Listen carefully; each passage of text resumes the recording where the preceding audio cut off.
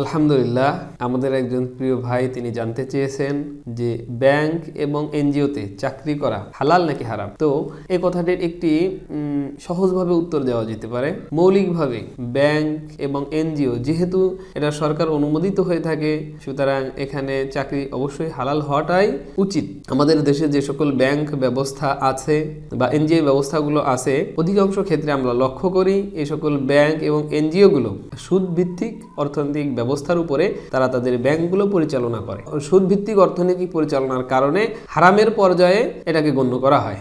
কুরআন মাজিদে যেহেতু সুদকে হারাম করে দেওয়া হয়েছে, সুতরাং কোনো ব্যাংক বা এনজিও সংস্থা যদি তাদের প্রতিষ্ঠান সুদ অর্থনীতির উপরে পরিচালিত করে, তাহলে সেক্ষেত্রে সেই প্রতিষ্ঠানে চাকরি করা অথবা প্রতিষ্ঠানের কার্যকলাপগুলো অবশ্যই হারাম বলে গণ্য হবে। যেমন আমি উদাহরণস্বরূপ কোরআনের কিছু আয়াত এবং হাদিস থেকে এটার রেফারেন্স দেব। সূরা আল ইমরানের 130 নম্বর আয়াতে আল্লাহ তাআলা বলেন, বিসমিল্লাহির রহমানির রহিম, ইয়া আইয়ুহাল্লাযীনা আমানু লা তাকুলুর রিবা আদআফা মুযাআফা ওয়াত্তাকুল্লাহ লাআল্লাকুম তুফলিহুন। এই আয়াতের অর্থ হলো, হে ঈমানদারগণ, তোমরা চক্রবৃদ্ধির হারে সুদ খাবে না এবং তোমরা আল্লাহকে ভয় করো, এতে তোমরা সফলকাম হবা। এরপর কুরআন মাজিদের সূরা বাকারার 279 নম্বর আয়াতে আল্লাহ তাআলা আবার বলেন, ফাইল্লাম তাফআলু ফাআযানু বিহারবিম মিনাল্লাহি ওয়া রাসূলি। এই আয়াতের অর্থ হলো যে আল্লাহ নিষিদ্ধ করে দেওয়ার পরেও যদি তোমরা এই সুদ থেকে ফিরে না আসো, তাহলে আল্লাহ এবং আল্লাহর রসুলের সঙ্গে যুদ্ধের জন্য প্রস্তুত হও। এবার এই কোরআন মাজিদের আয়াতের ব্যাখ্যা স্বরূপ হাদিসগুলো উল্লেখ করার মতো আবু দাউদ শরীফের 3333 নম্বর হাদিসে উল্লেখ আছে, রাসূল সাল্লাল্লাহু আলাইহি ওয়াসাল্লাম বলেন, হাদিসটির অর্থ হলো, সুদ গ্রহীতা, সুদ দাতা এবং সুদের জন্য যে সাক্ষী হয় এবং এ ব্যাপারে তাদের চুক্তি যে লিখে দেয়, সকলেই সমানভাবে অপরাধী। রাসূল সাল্লাল্লাহু আলাইহি ওয়াসাল্লামের একজন অন্যতম সাহাবী বলেন যে নবী সাল্লাল্লাহু আলাইহি ওয়াসাল্লাম সুদের সঙ্গে সম্পৃক্ত ব্যক্তিদের উপরে অভিসম্পাত বদদুয়া করেছেন। এবার এই সম্পর্কে একটি ঘটনা হাদিস শরীফের মধ্যে দেওয়া আছে। রাসূল সাল্লাল্লাহু আলাইহি ওয়াসাল্লাম যখন মিরাজ রজনীতে আল্লাহ তাআলার সঙ্গে সাক্ষাতের জন্য গিয়েছিলেন, তখন জাহান্নামের ভিতরে একটি জায়গায় রাসূল সাল্লাল্লাহু আলাইহি ওয়াসাল্লাম লক্ষ্য করলেন একটি রক্তের নদী, যার মাঝে একটি ব্যক্তি আছে এবং ওই নদীর কিনারায় একজন ব্যক্তি পাথর হাতে দাঁড়িয়ে আছে।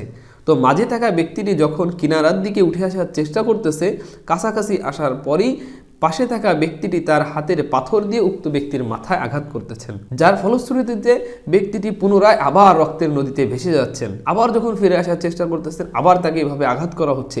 ধারাবাহিকভাবে তার উপর এভাবে আযাব অনবরত চলতেই আছে। রাসূল সাল্লাল্লাহু আলাইহি ওয়াসাল্লাম বলেন, আমি যখন সঙ্গে থাকা ফেরেশতাদ্বয়কে জিজ্ঞাসা করলাম এই ব্যক্তিটি কে আর কেনই বা তার এমন হচ্ছে, তখন ফেরেশতাগণ উত্তর দিলেন যে এ হলো সুদখোর। এখন লক্ষণীয় বিষয় হলো যে আপনি হয়তো কর্মচারী হবেন অথবা কর্মকর্তা হবেন, এক্ষেত্রে যদিও কিনা আপনি সরাসরি সুদ গ্রহীতা বা দাতা নয়, তারপরেও আপনি প্রতিষ্ঠানের দায়িত্ব পালন করার খাতিরে হলেও আপনি কিন্তু সুদের লেনদেন কিন্তু আপনার মাধ্যমে হচ্ছে। হয়তো কিংবা আপনি সেটাতে অ্যাপ্রুভ করতেছেন, অথবা আপনি মাধ্যম হয়ে তাকে দিচ্ছেন, অথবা আপনি আপনার কাস্টমারের জন্য এটা লিখে দিতে হচ্ছে আপনাকে, অথবা এর হিসাবটা আপনাকে রক্ষণাবেক্ষণ করতে হচ্ছে।